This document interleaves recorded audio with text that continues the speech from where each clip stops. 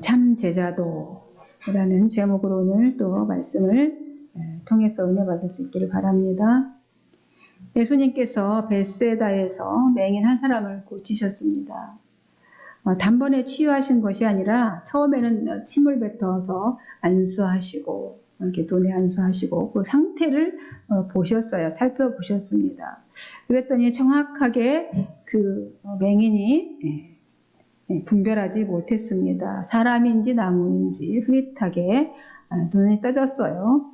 그래서 주님이 그 상태를 보시고 다시 한번 안수하셔서 밝히 보이게 하셨습니다. 그러니까 한 번에 이렇게 치유하지 않으시고 점차적으로 치유하셨습니다. 그러니까 이 모습을 통해서 우리의 영적인 눈이 그렇게 한꺼번에 확 떠지는 것이 아니라 이렇게 차츰 전차적으로 이렇게 떠져가는 그 과정을 또 보여주시고자 하십니다. 한 번에 고치시기도 하셨고 또 이렇게 점차적으로 보이기도 하셨습니다. 이렇게 눈이 떠진 사람은 세상으로 이제 가지 말고 집으로 가라 이렇게 말씀하셨습니다. 이제 왜냐하면 새로운 영적 세계를 보는 사람은 세상과 구별된 삶을 살라는 메시지입니다.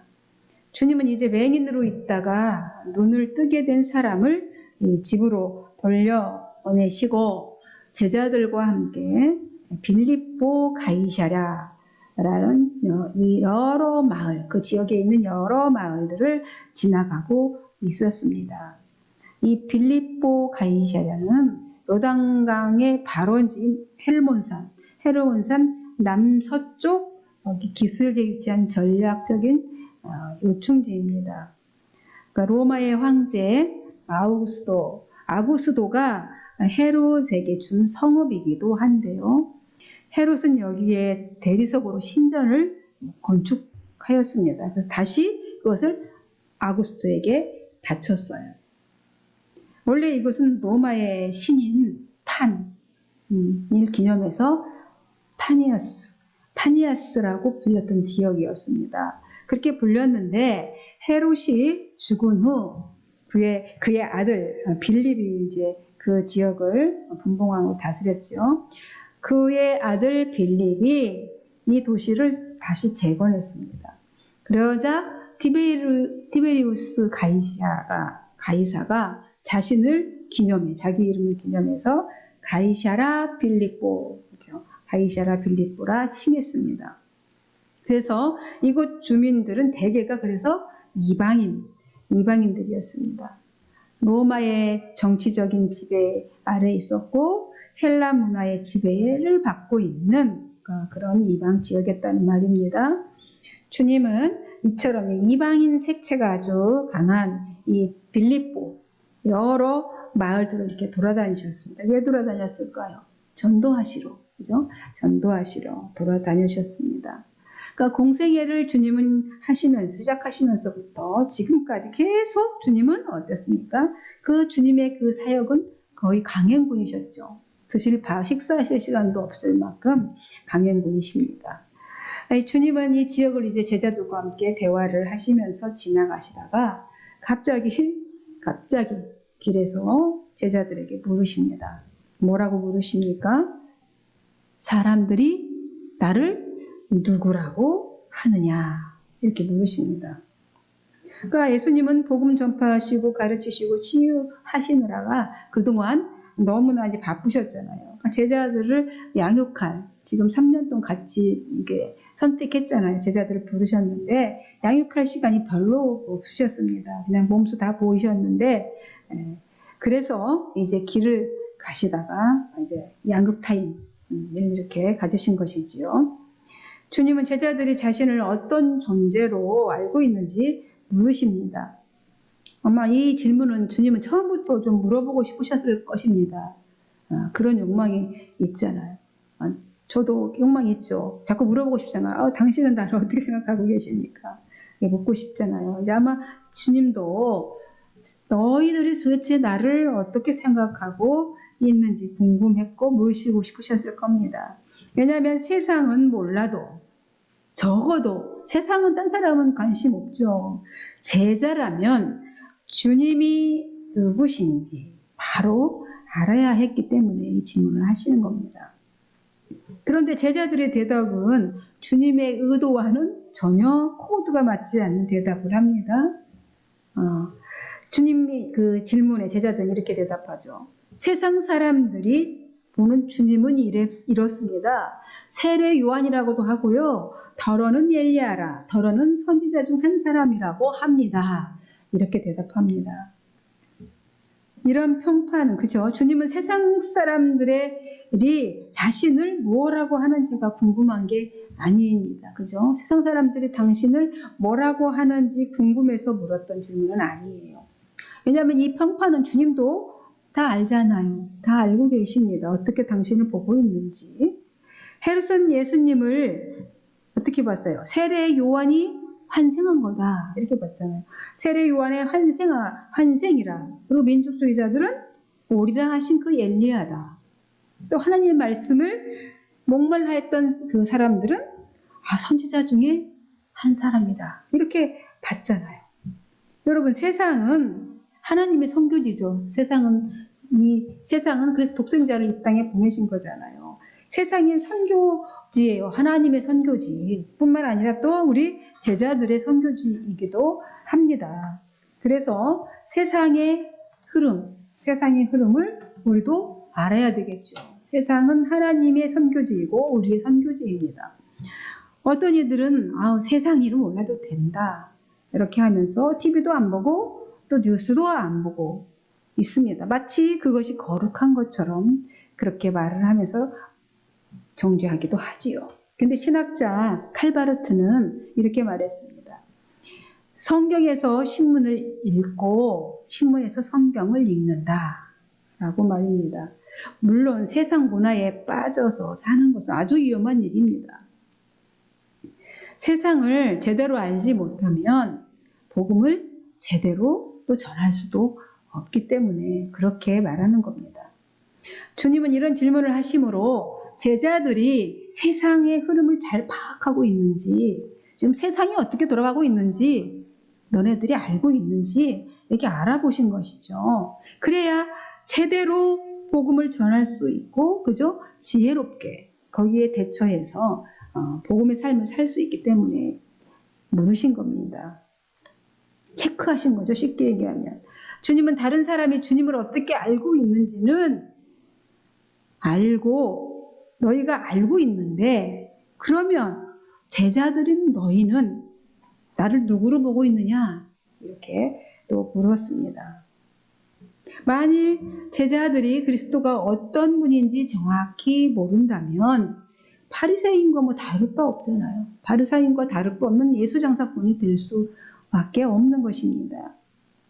그들이 아무리 세상을 깨뚫어 보고 병자를 치유하고 기적을 일으킨다 할지라도 아무 소용이 없을 뿐만 아니라 다른 복음을 전하는 자들이 되고 말 것이기 때문에 그렇습니다. 주님은 정확한 신앙 고백, 정확한 그리스도에 대한 암이 있어야 된다고 생각을 했던 거죠. 그래서 이런 신앙 고백이 필요하셨습니다. 그래서 주님은 당신의 질문의 의중을 지금 파악을 못하고 있는 제자들에게 다시 또 물으시는 겁니다. 29절에 이렇게 물으시죠. 29절 뭐라고 물으십니까? 너희는 나를 누구라 하느냐? 이렇게 물으십니다. 그러자 재빠르게 주님의 의중을 파악한 이 베드로가 얼른 대답을 하죠. 뭐라고 대답을 합니까?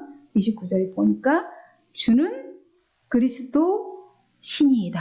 이렇게 대답을 합니다. 근데 마태복음 16장 16절은 주는 그리스도시요 살아계신 하나님의 아들이십니다. 이렇게 얘기해요.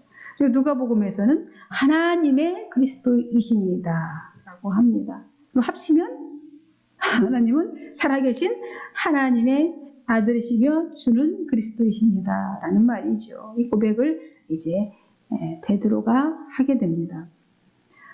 주님은 이 고백을 받으시고 너무나 기뻐하셨습니다. 그래서 이를 알게 하니는 네가 아니고 하늘에 계신 아버지가 너를 알게 하신 것이다. 이렇게 말씀을 하십니다.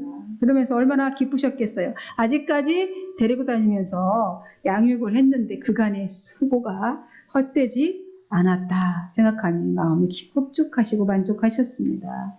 그렇게 영광을 받으시고는 근데 이렇게 말씀하십니다. 이 일을 아무에게도 말하지 말라 경고하십니다.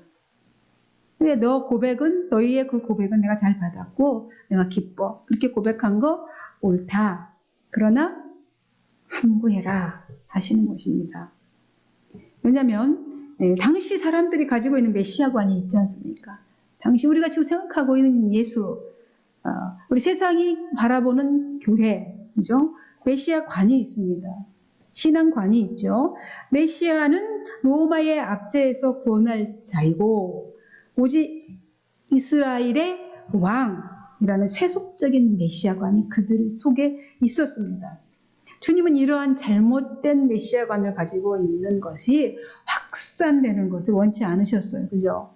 제자들이 바른 메시아관을 갖고 있어야만 했기 때문에 주님이 아직 함구해라. 너희가 지금 그 입으로 말할 단계가 아니다. 그 수준에서. 두 번째는 아직 제자들이 그리스도의 사명이 뭔지 확실하게 이해되지 못했습니다. 이런 상태에서 메시아로 전파하는 것은 아주 위험천만한 일이기 때문에 입 다물라는 거예요. 아직 함구하고 있어라 경고하시는 겁니다. 주님은 베드로의 고백을 받으심으로 만족하시고 이제 그 테스트를 이 정도 수준이구나 이 테스트를 통과시키셨습니다. 이제 그리고 나서 일단 함구해라 하시고 이제 주님은 새로운 사실을 제자들에게 가르치십니다. 당신이 메시아가 어떤 일을 하는 존재이고 제대로 된 메시아관을 가질 수 있도록 가르치십니다. 그 내용이 바로 오늘 31절에 있어요. 함께 같이 31절 한번 읽어봅시다. 시작. 인자가 많은 고난을 받고 장로들과 대제사장들과 서기관들에게 버림받아 죽임을 당하고 사흘 만에 살아나야 할 것을 비로소 그들에게 가르치시더라 그랬거든요. 그러니까 자신이 많은 고난받고 장로들과 대제사장들과 서기관들에게 버림받아서 죽임을 당하고 사흘 만에 살아난다는 건데요. 제자들이 아직 예수님이 메시아 되심을 알리지 말아야 할 까닭, 그죠? 그 까닭을 지금 말씀하신 겁니다. 이 사실을 알지 못하잖아요. 제자들이 아직 이 십자가를 빼놓고 전할 수는 없지. 메시아의 사명에 대해 정확히 알아야 했기 때문에 지금 이제 가르쳐주고 계십니다.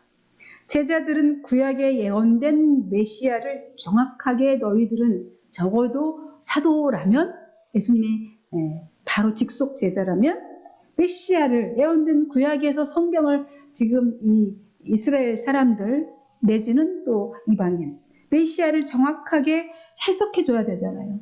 제자들이. 그죠? 우리 믿는 목사가 또 여러분이 먼저 믿은 분들이 메시아가 누구인지 정확하게 해석해야 되고 그것을 세상 사람들에게 가르쳐 줘야 되고 또 메시아의 십자가 부활이 구원의 그 소식을 널리 전파해야 할 자들이기 때문이죠.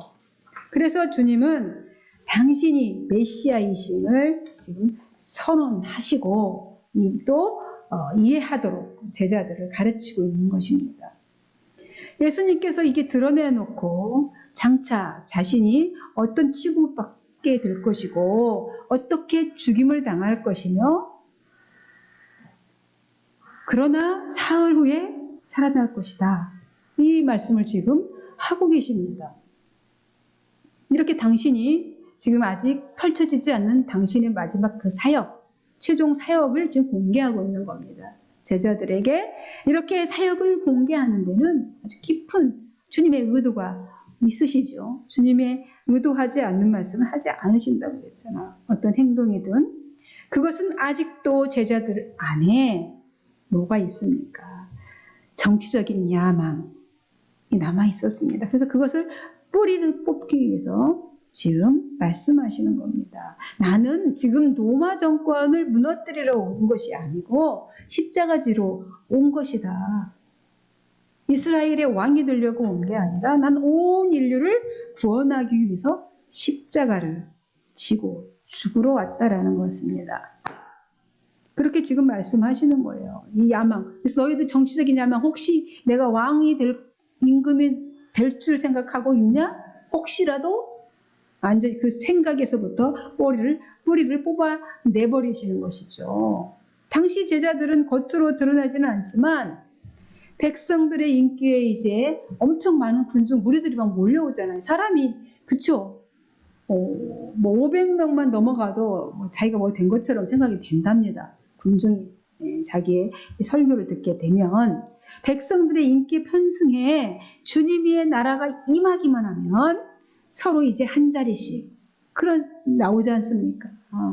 제자들의 그런 대화가 성경 안에도 기록되어 있지 않습니까? 서로 한 자리씩 차지하고자 하는 야망이 그들 속에 아직도 있었습니다. 그래서 아직까지도 혹시라도 있을 그 세속적인 그 야망에 아주 그냥 쐐기를 박으신 것입니다. 그때 베드로가 아주 노골적으로 반응을 합니다. 어떻게 반응합니까? 베드로가 예수를 붙들고 항변하매 그랬어요. 예수를 붙들고 항변하매.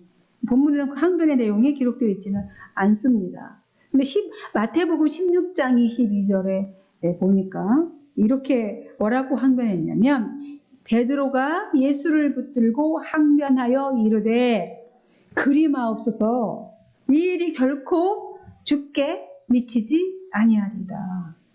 그렇게 하지 말라고. 그러니까 주님께 절대 그런 일은 없을 겁니다. 내가 뭐 생명 걸고 그렇게 되지 않도록 하겠습니다. 이런 말이잖아요. 결국 이 말 속에는 겉으로는 주님을 막 위하는 것 같지만 자신의 욕망이 좌절되는 것을 염려해서 나오는 말이지요. 자신이 의식하지도 못하는 사이에 지금 본인들이 갖고 있던 저 무의식 밑바닥에 갖고 있던 그 메시아에 대한 그런 그죠? 갖고 있기 때문에 아직도 그 의식이 남아있기 때문에 자신도 의식하지 못하는 사이에 묻어나왔습니다. 그때 주님이 베드로를 향해서 확 돌이켜보시면서 아주 강하게 말씀하십니다. 23절 뭐라고 말씀하시죠? 빨간 것이 시작.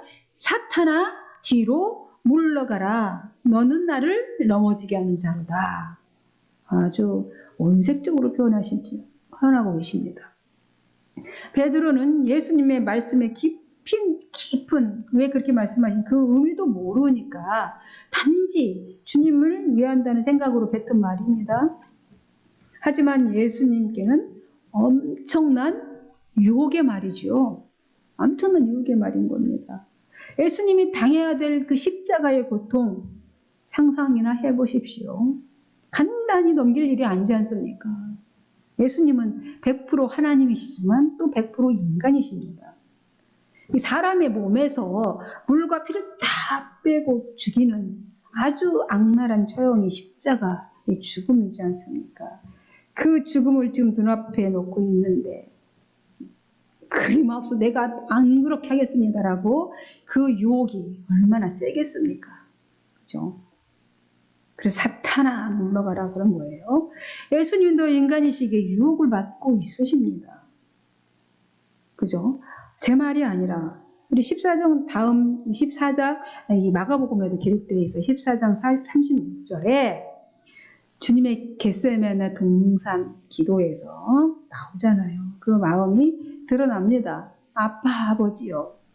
아버지는 모든 것이 가능하오니 이 잔을 내게서 옮기시옵소서. 너무 힘든 거예요. 엄청난 마음의 고통과 그렇죠. 갈등이 있으셨던 것을 내보이셨습니다. 인간적인 고통이죠. 그러나 주님은 나의 원대로 마옵시고 아버지의 원대로 하옵소서 이렇게 기도하셨지 않습니까? 주님도 십자가는 너무나 큰 고통이고 그죠? 너무나 무서운 거예요. 그러면서 이어서 네가 하나님의 일을 생각하지도 아니하고 도리어 사람의 일을 생각하는도다. 이렇게 말씀하십니다. 이 일은 예수님의 일이 아니고 하나님의 일이라는 것이죠. 주님은 하나님 아버지의 일을 이루어 드리기 위해서 이 땅에 오셨습니다. 그분 자체가 하나님이시잖아요. 온 인류의 대속물로 오신 것인데 그 일을 하지 못하도록 막는 것은 사탄이 할 짓이다. 이 말씀인 것이죠. 그 유혹이 큰 만큼 주님의 책망도 큰 것입니다. 컸던 것입니다. 베드로는 아주 호되게 혼났습니다. 그리고 주님은 이번에는 제자들만 아니라 무리들을 이렇게 다 부르십니다. 잠깐 다들 내 앞으로 오시오. 이렇게 부르십니다. 왜냐하면 들어야 할 말씀이 제자들뿐 아니라 주를 따르는 모든 사람들에게 해당되는 가르침이셨기 때문에 그렇지 않았겠습니까? 그런 의미가 있는 거죠. 어떤 가르침이었는지는 이번에 한 절씩 한번 살펴보겠습니다. 34절 보시면 무리와 제자들을 불러 이르시되 누구든지 나를 따라오려거든 자기를 부인하고 자기 십자가를 지고 나를 따를 것이니라 이렇게 말했습니다. 그러니까 제자들이 지녀야 할 가장 기본적인 자세, 이거는 바로 자기 부인이라는 것입니다. 자기의 뜻을 포기하고 자기의 생각을 포기하고 자기의 의지를 포기하는 자기 부인 없이는 참된 그리스도의 제자가 될 수 없기 때문입니다. 참된 제자는 그리스도의 뜻이라면 자신을 과감히 버리는 사람일 것입니다. 제자의 길은 영광만 있는 것이 아닙니다. 그의 영광에 참여하기 위하여 고난도 함께 받아야 할 것이니라 그랬지 않습니까? 로마서 8장 16절에 십자가는 이미 예수 그리스도께서 다 담당하셨습니다. 우리가 질 수도 없고 질 자격도 없습니다. 자기의 십자가를 지고 예수를 따른다는 것은요, 주님의 길을 따라가면서 그리스도의 혹시 남은 고난이 있다면 자신이 감당해야 될, 자신이 인생에 감당해야 될 것을 감당하라는 것입니다. 다 내봉 져치고 주님을 따르라는 것이 아니라, 따라서 참 제자가 감당해야 하는 것은 자기를 먼저 부인하는 것이죠. 자기에게 주어진 십자가를 성실히 감당하면서 주님의 길을 따르는 거예요. 온전히 우리의 영과 혼과 육이 그리스도의 사상으로 그냥 무장되어서 자르나 우르나도 치우치지 않는 그런 참제자가 그때 비로소 이제 기본적으로 베이직으로 깔리는 게 자기 부인이다라는 것입니다. 그리고 이어서 35절 누구든지 자기 목숨을 구원하고자 하면 잃을 것이요 누구든지 나와 복음을 위하여 자기 목숨을 잃으면 구원하리라 하셨습니다. 제자의 길을 목숨 내놓고 내놓는, 그렇죠. 제자의 길은 목숨을 내놓는 희생의 길이다 라는 말씀인 거죠. 정성 들이고 시간 들이고 사랑을 들이고 몸을 들이는 것이죠. 제자라는 것이 쉽지 않습니다. 정성도 들이고 시간도 들이고 사랑도 들이고 몸도 들인다는 거죠. 자신의 삶이 자신의 것이 아니라 주님의 것이 된다는 거죠. 언제든지 주님이 원하시면 목숨까지도 아낌없이 드릴 수 있는 헌신의 길이 온전한 제자의 길이다라는 것이죠. 이 땅은 유한한 세상이죠. 이 유한한 시간 속에서 시간 안에 갇혀 있는 시간의 지배를 받고 있는 유한한 이 세상에서 이 잠깐 고난과 고통과 슬픔이 있지만 그의 끝은 그 끝은 영광과 기쁨이라는 거예요. 주님을 위해서 이렇게 내놓을 때 어차피 이 세상은요 살아가려면 우린 열심히 노를 저으면서 살아가야 됩니다. 어차피 이 세상은 그냥 띵가띵가 그냥 고통이 없는 것이 아니에요. 슬픔도 기쁨도 물론 있지만 늘 우리는 노를 저어야 갈 수 있는 인생길입니다. 우리 인생에 고난이 있을 수밖에 없다라고 한다면 그 배를 타고 가야 한다면 그 배의 방향이 영원한 죽음이 아니라 영원한 생명이 되어야 되지 않겠습니까? 어차피 배 젓고 노 젓고 가는데 이 말씀인 거죠.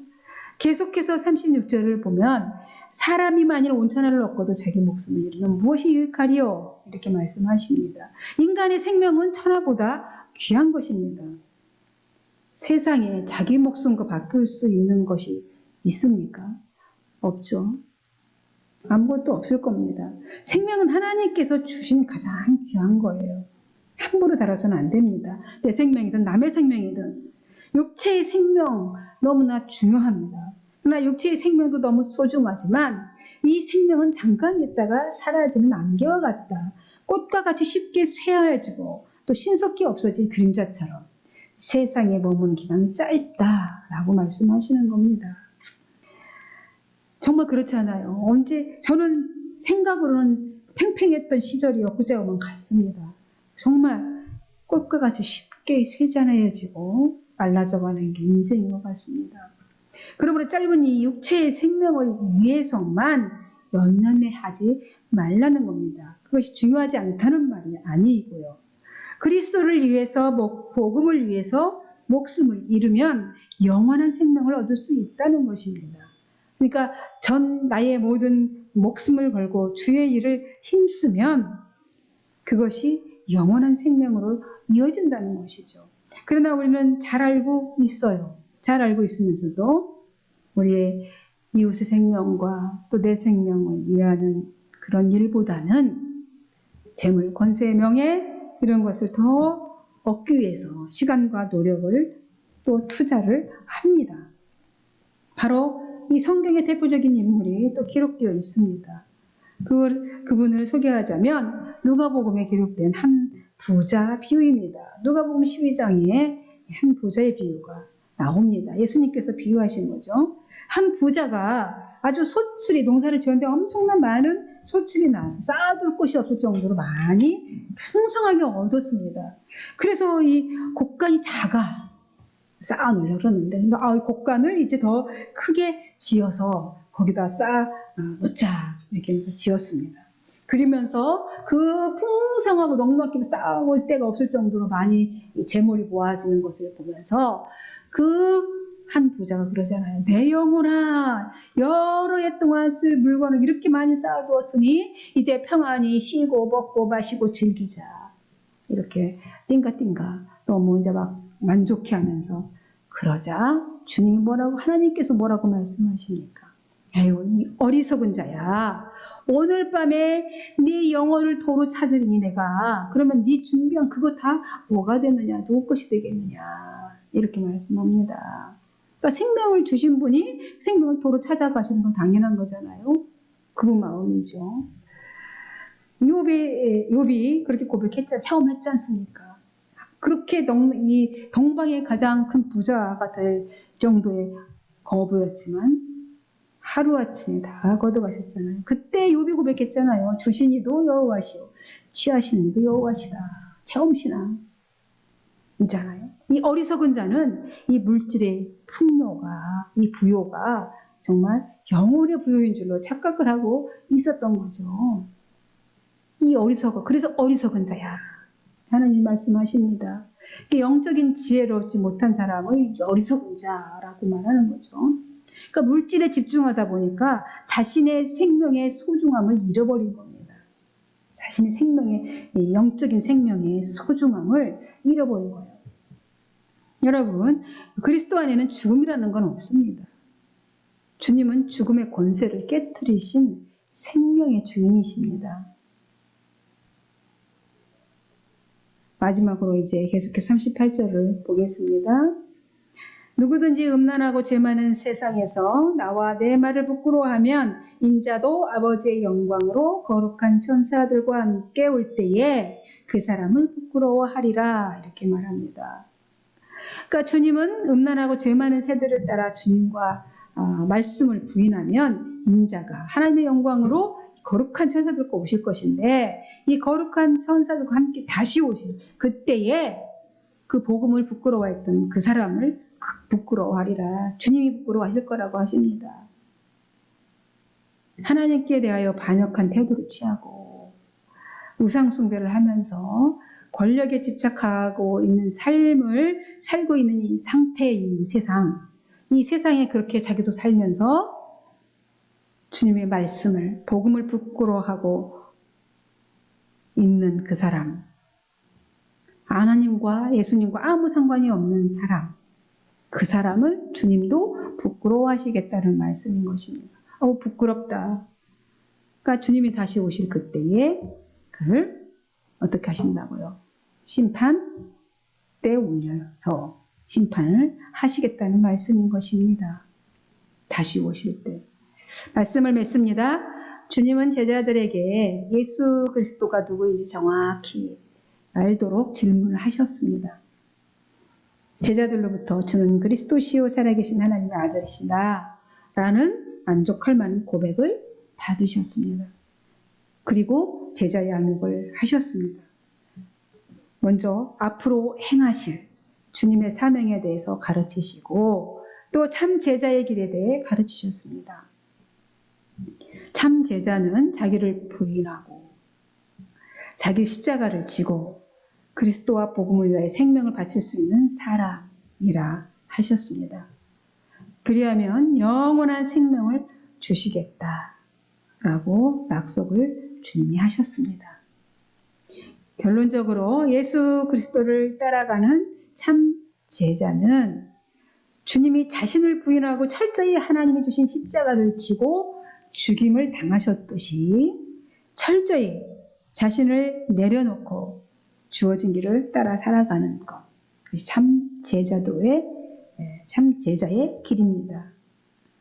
음란하고 죄 많은 세대에서 당당하게 그리스도인으로서 사는 것. 그것이 참 제자도입니다. 한 주간도 화이팅 넘치는 삶을 주 안에서 사시기를 주님의 이름으로 권면드립니다. 기도하겠습니다. 하나님 아버지 감사합니다. 오늘 하나님께서 예수님을 통하여서 이 땅에 이루실 엄청난 그 사명을 또 사역을 가르쳐 주시고 너희가 이것을 주님께로부터 받은 이것을 또 세상에 가르쳐 지키게 하라 명령하셨습니다. 그러므로 참 제자는 어떻게 살아야 하는지 낱낱이 일러주셨습니다. 이제 이 말씀을 가슴에 새기고 그렇게 살도록 또한 인생을 성령님께서 인도하여 주옵소서. 한 주간의 삶도 주님이 넉넉히 이기도록 이끌어 줄 수 있사오며 그리스도이신 예수님의 이름으로 축복하고 기도하옵나이다.